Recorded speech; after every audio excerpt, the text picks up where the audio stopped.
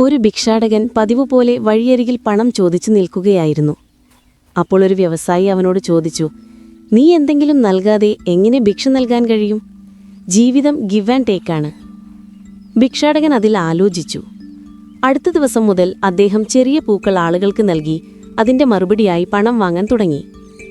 ആ രീതിയിൽ അദ്ദേഹം സ്വയം മനസ്സിലാക്കി, ഞാൻ ഭിക്ഷാടകനല്ല, ഒരു വ്യവസായിയാണ്. മാസങ്ങൾ കഴിഞ്ഞപ്പോൾ പൂക്കളുടെ വലിയ ബിസിനസ് ആരംഭിച്ച അദ്ദേഹം വിജയകരമായൊരു ഫ്ലവർ ബിസിനസ്സുകാരനായി മാറി.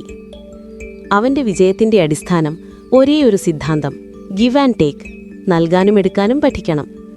ആദ്യം ഭിക്ഷ ചോദിച്ചപ്പോൾ വ്യവസായി പറഞ്ഞു, എന്തെങ്കിലും നൽകിയെടുക്കൂ.